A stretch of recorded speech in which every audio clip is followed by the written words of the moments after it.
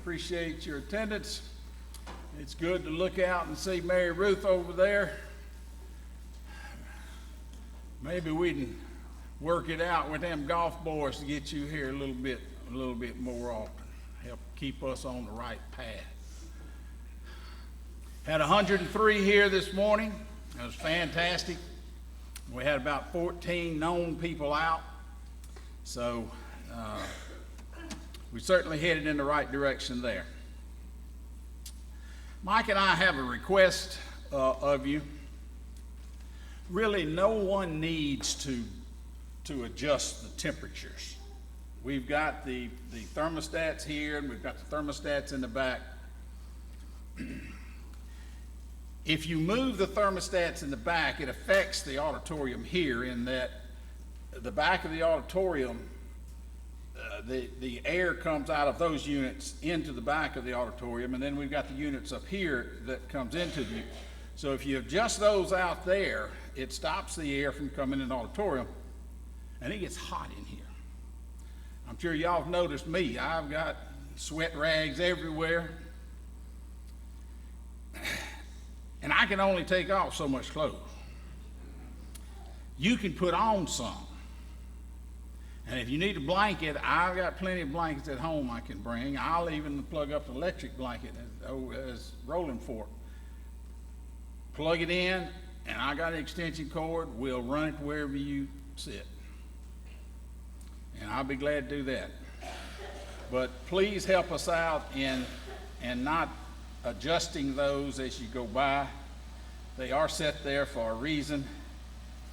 Either put more clothes on or let me get you a blanket. Thank you. Okay, as I mentioned to you this morning, I had a problem to work through in my distinguishing between good and evil. In one ear, I was listening to what man was telling to me, and in this ear, I was listening to what God was telling to me. And I was just, okay, back and forth. What am I going to do? It was a problem.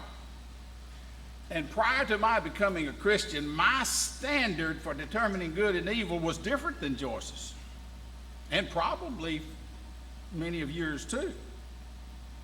And I found out that upon my conversion to Christ, understanding the differences in good and evil, right and wrong, didn't come automatically.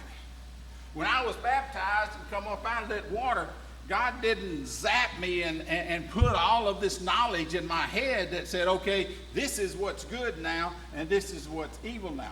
That didn't occur. Knowing that difference, all right, comes with time, with exercise of your mental capacity and study. It's reading, considering what God's telling us. And over time, you develop the good and the evil and the right and the wrong. As a matter of fact, the Hebrew writer chided some church members there in Hebrews 5.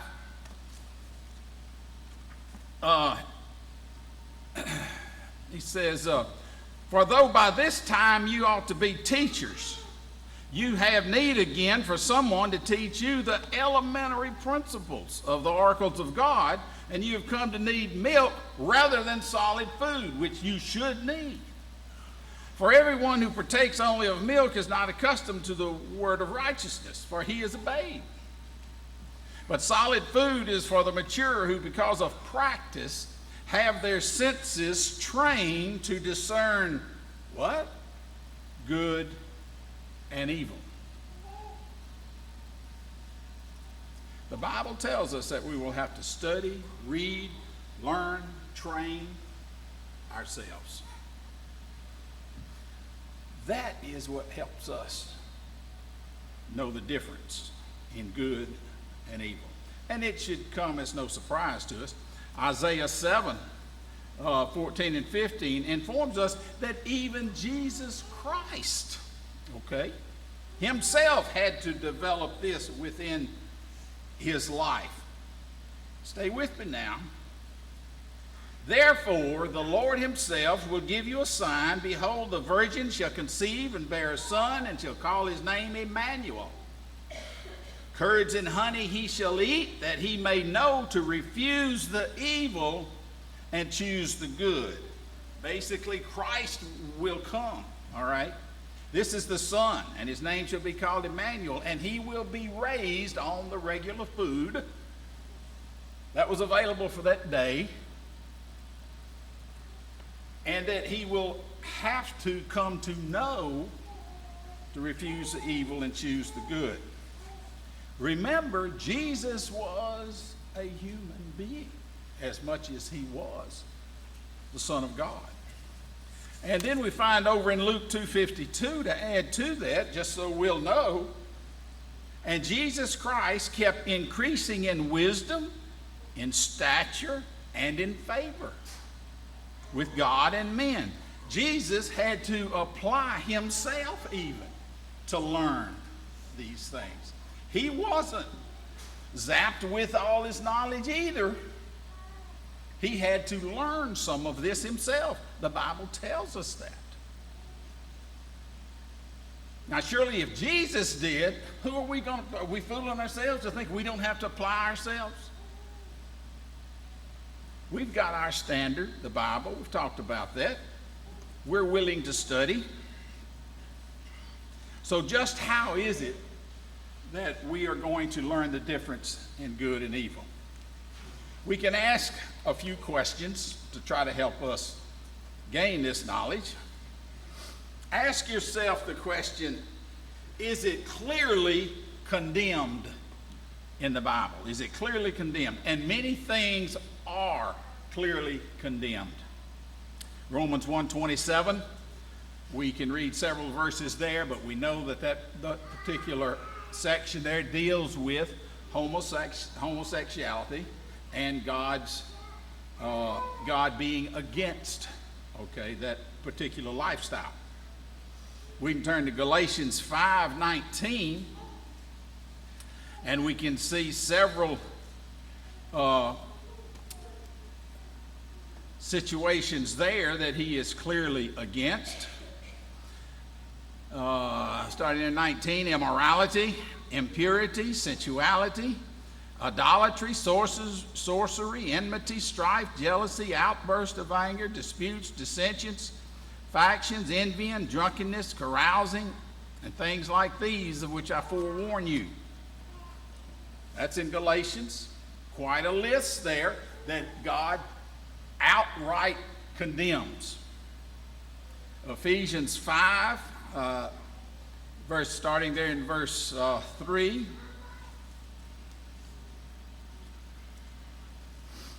We find immorality, impurity, greed, filthiness, silly talk, coarse jesting, covetous, idolatry. All of those are outright condemned. Over in Revelation 21:8, we find cowardly, unbelieving, abominable, murderer, immoral persons, sorcerers, idolaters, liars. Again, all of these are condemned outright. These things are evil. These things are not good. God chooses to mention all of these to us outright. Says, this is condemned, this is evil. We don't have to really think about any of that, all right? It's evil. It's evil. There is no room whatsoever for debate on these particular subjects. None whatsoever. However, not all sins are mentioned specifically by name.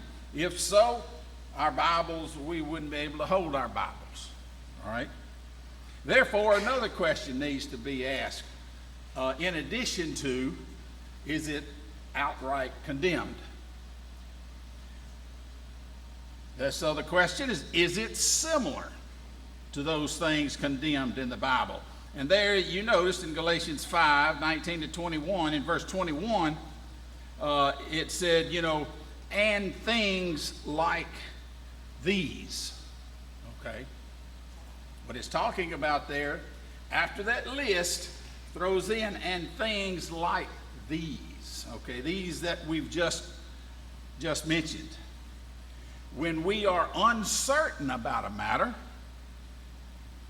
we should ask ourselves whether it's like, whether it's similar to anything that was specifically mentioned. If so, stay away from it. Now, I'll give you, for instance, the Bible doesn't say specifically to not go to a bar. You will not find that in the Bible. You will not find, do not go to a nightclub. You will not find that anywhere in the Bible. However, personally, I know, because I was raised a little different than some of you, I know what occurs in some of these clubs, dance clubs, etc., because at one time my dad owned, we'll call it a nightclub.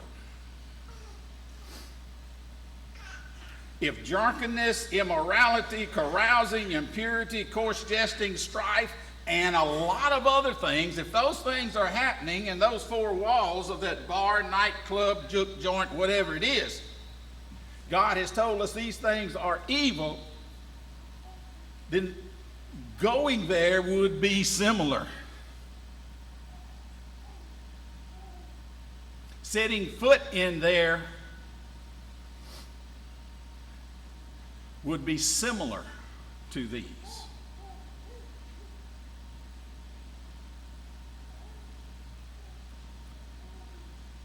Do we as a Christian really want to do this?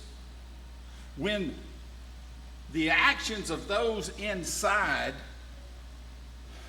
are such that God has condemned just about and most probably everything that goes on in these places.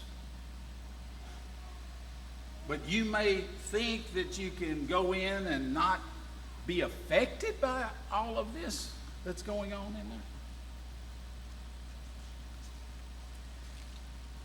I believe this is what just an example of what God is trying to say to us and saying, hey, stay away from this stuff. Stay away from this. We could also consider another option. Is it more like those traits found in Galatians 5:19 that we just read a little while ago, or more like those traits found in Galatians 5, starting there in verse 22? But the fruit of the Spirit is love, joy, peace, patience, kindness, goodness, faithfulness, gentleness, self-control. Now, whatever you're doing, whatever you're fixing to enter into, whatever you're thinking about,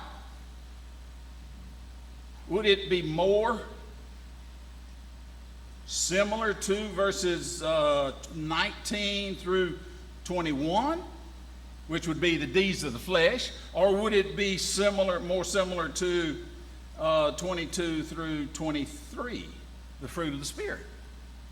Where could you place what you are fixing to do, what you are fixing to get yourself into? Would it, or could it be placed more with the things of the flesh or the fruits of the Spirit? Where could you place it? If you could place it in the flesh, could you, the deeds of the flesh, if you place it there, don't do it. It's evil. It's evil.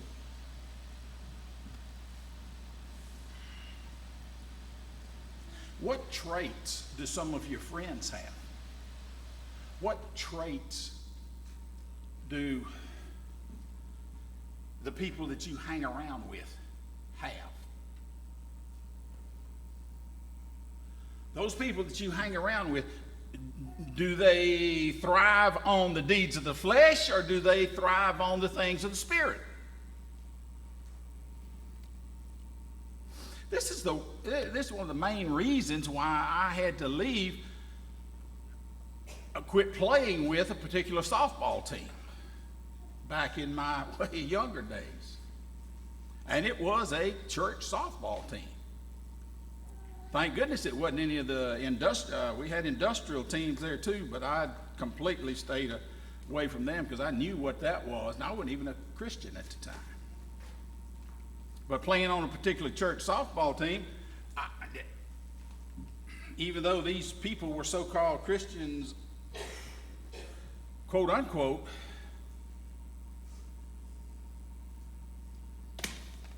I couldn't believe their actions, their talk, their manner of play, so to speak, the dirtiness of the manner of play. Plus everything else that they did. I could not believe it. Why do I want to be around this junk? Why do I want to be around these people that talk like this, that do all of these dirty things, that just really are bad or evil? And so I said, man, I don't like this at all. Well, to tell you the truth, it wasn't too much later. Well, a man from the Church of Christ came over, and matter of fact, this particular person died a couple of weeks ago. He came over and said, hey, let's talk. Don't you want to play? Wouldn't you like to play with us? Well, I'd already noticed the men on the Church of Christ team. Got to know some of them. And of course, I'd gone to church with Joyce for a few times. They're good athletes, fantastic athletes. But none of them acted like the team that I was leading. They were all Christians. Even on the field, they acted like it. And even though I wasn't a Christian, quote unquote, at that time, my idea on how we need to play, say, and do all of these things was more akin to them than it was to my own religion at the time. So I jumped ship, and over time became a Christian. Why would you want to associate yourself with people who continually engage in the actions that God calls evil, that he outright condemns in Scripture? I hope you'll think about that. Because unfortunately, when we associate with people outside those that we have a connection with spiritually, they will pull us away every time. Every time. I hope you're strong enough to if you've identified someone who may be good soil, great. You invite him out or her out and go out and try to teach that person the truth. But be careful when you identify and when you associate with groups of people who you have nothing or should have nothing in common with. Then there are other things we need to consider. How will my participation be viewed by others? And also those within the church. Romans 14:21 says it's good not to eat meat, drink wine, do anything by which your other brother or your brother stumbles. Don't do anything that you think might cause somebody else to falter in the faith. What you may have to do is study with that person. You may have to associate with that person that you're trying to make an impact upon and teach them as to why you're doing a certain thing. But be careful. If your participation in or your possessing this trait might cause a member of the church to falter because of what you choose to do, claiming you're at liberty to do it, okay, because your mind and conscience is not affected. That person that's watching you may be affected and may be pulled away because of what you do.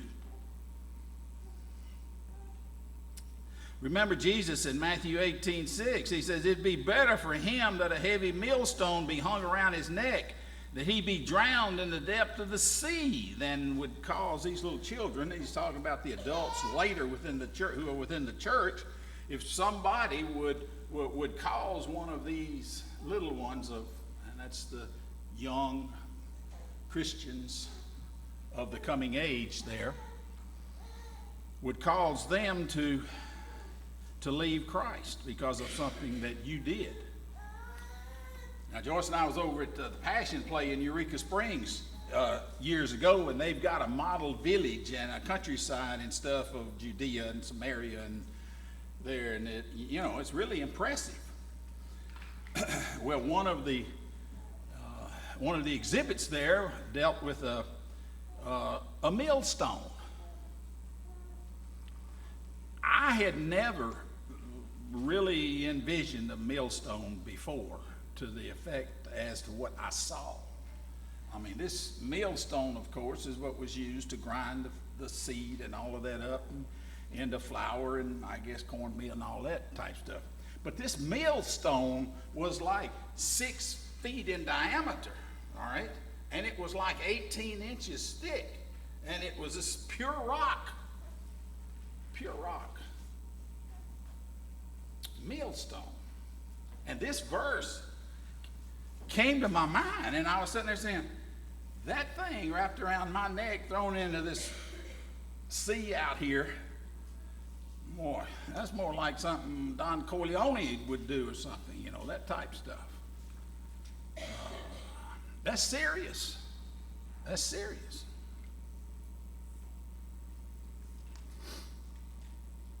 I don't think any of us would want to do something like that and be judged by Christ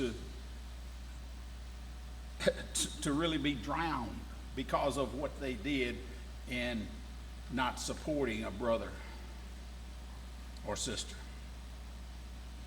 Another question.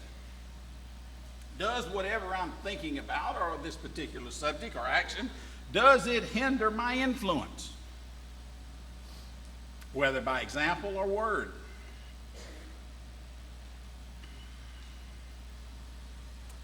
And this is what I've got, I've really tried to get control of. Something happens out in the public. Somebody breaks in front of me in the line, let's say. I think the kids call it at school butt in line, ahead of somebody. I sit there. I've been sitting in this line, for 45 minutes. The guy comes up there and gets 2 spots ahead of me. You know what I want to do? I want to go up there, grab him, and pull it back. Go to the back of the line.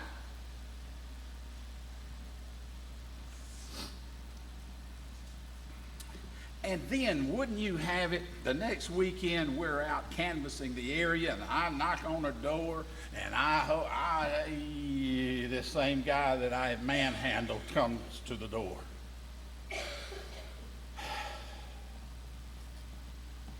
Haven't I seen you somewhere before? Yeah. You threw me out of line last week, remember? Oh, yeah. I just want to invite you to church. Oh, yeah.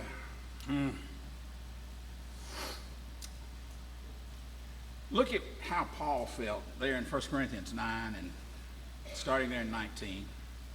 For though I am free from all men, I have made myself a slave to all that I might win the more. To the Jew under the law, to those who are without the law, to under the law of Christ. To the weak I've become all things to all men to save some. To save some. And over in 1 Corinthians 10:31, give no offense either to the Jews or to the Greeks or to the church of God, just as I also please all men in all things, not seeking my own profit, but the profit of the many. Why are you doing this, Paul? So that they might be saved. Don't give up your influence because of something that you might do or say. And I've worked on this for 50 years, and I'm still working. Okay. We might also ask ourselves the question, is what I'm thinking about doing or participating in, is it poor stewardship of what God has given me? Are you throwing your money away in some of these areas that you really shouldn't be in anyway? Matthew 6:33 says, seek first the kingdom. Well, in doing so, we should be good stewards of everything God's given to us. I hate to lose a Coca-Cola and just a little side bet on playing a game of tennis or something or whatever, or ping pong. It burns me up. So how would I feel if I actually threw away money on things that God has already deemed evil? We're to make the most of our time. Don't have time to go into it, but Ephesians 5. We should handle our money properly, Luke 18:18. We should use our talents for God, Matthew 25:14. We should use ourselves for God, 1 Corinthians 6 and Romans 12. Be a good steward in what God's given to you. Don't throw your money away, particularly on things that God has condemned. Don't do it. Don't do it. Another question that we hear a lot of times nowadays, would Jesus do it? Or the question is, what would Jesus do? Our goal should be to be like Jesus. So if you don't believe Jesus would do it, then don't you do it. You don't believe Jesus would go into a certain place, then you don't do it.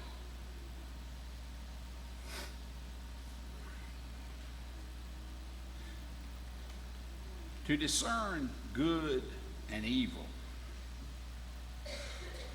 using the standards that God has given us, entails for us to study what Jesus would do. What are the characteristics of Jesus? I think we would find the characteristics of Jesus would fit more with the fruits of the Spirit than those of the flesh. We study his example, his word, his actions, his manner of treatment to others. I think we can then accomplish what Paul tells us to do, to discern good from evil. That's what we've got to do. Only with God, all right, only in our pursuit of what Paul says is good, acceptable, and perfect, which will be the will of God. Only in that pursuit will we obtain that status of good. And it's just because of God, Jesus Christ. Matthew 12 says, the good man out of his good treasure. What is that good treasure? Those things from God. His pursuit of the will of God. His actions that parallel the actions of Jesus. It's that good treasure, that good, that actually brings forth what is good, which is another person following the will of God, which is good. Our good, pursuit of good, brings forth good in others. So in conclusion, Philippians 3 says, let us live by the same standard to which we have obtained. Join in following Jesus' example and observe those who walk according to the pattern that you have left us. What would Jesus do? Because there in 1 Corinthians, he leaves us with this. Paul says, be imitators of me, just as I also am of Christ. I encourage each of us to always use the standard of Christ, which is pursuit of the will of God and determining good from evil.